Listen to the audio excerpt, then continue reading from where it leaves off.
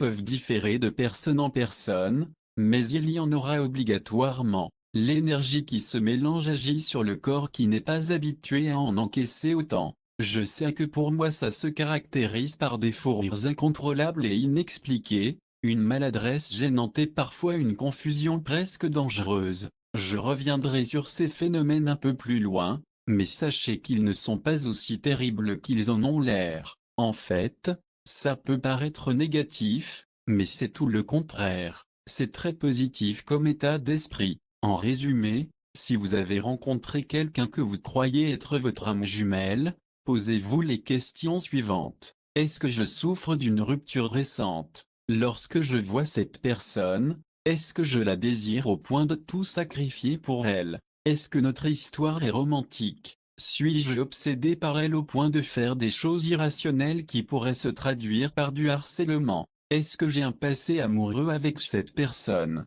Avons-nous eu des contacts physiques prolongés? Si la réponse à une de ces questions est oui, alors ce n'est pas votre âme jumelle 16. Si votre rencontre provoque en vous de profonds bouleversements, qu'il y a de la magie dans l'air lorsque vous êtes ensemble, que chacune de vos rencontres est unique et que chaque minute vous semble plus précieuse que la dernière, ce sont de bonnes indications. La destinée des âmes jumelles. Les âmes jumelles ont un destin particulier d'une extrême importance pour l'univers. Bien sûr, il n'est pas le même pour tous, et la plupart du temps, les flammes jumelles ignorent elles-mêmes ce que ça peut être. Il vient par contre une certitude, c'est qu'elles ne pourront accomplir cette destinée sans leur autre moitié. Ces personnes auront souvent l'impression que toute leur vie tourne autour de l'amour, que c'est le but de leur existence. Lorsqu'elles sont plus sensibles aux anges et aux signes de l'univers, elles auront le sentiment que tout ce qui leur arrive, tout ce qu'elles expérimentent depuis leur enfance,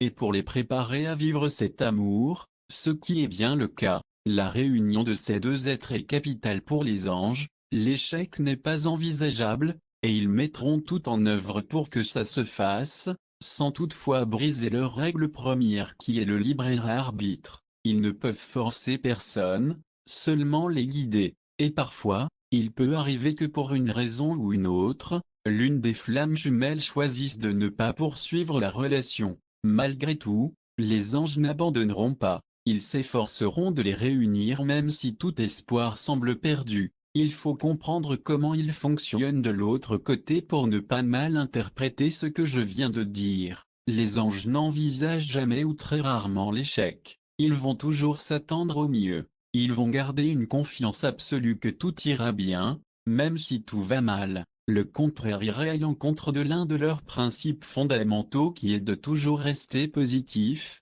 de voir le meilleur en chaque personne et en chaque situation. Ils ne sont pas naïfs, bien au contraire. Ils ne s'aveugleront pas devant l'évidence non plus. Si les choses vont mal, ils le voient et ils l'admettent, mais ils ne cessent pas d'y croire pour autant. La raison la plus importante pour laquelle il déploie tant d'efforts pour réunir les âmes jumelles est l'énergie. La puissance dégagée par ces couples 17 est si forte qu'elle irradie à des kilomètres à la ronde. Tous ceux qui se trouvent à proximité la ressentiront et en bénéficieront, les anges y compris. C'est une chose que j'ai immédiatement remarquée lorsque j'étais en présence de mon âme jumelle. Qu'ils y soient sensibles ou non, les gens autour ressentaient cette énergie très positive, or ceux qui y étaient sensibles réagissaient de façon plus évidente que les autres. Comme je l'expliquais dans mon dernier ouvrage, si l'énergie positive nourrit les êtres malveillants, il est logique que l'énergie positive nourrisse les anges.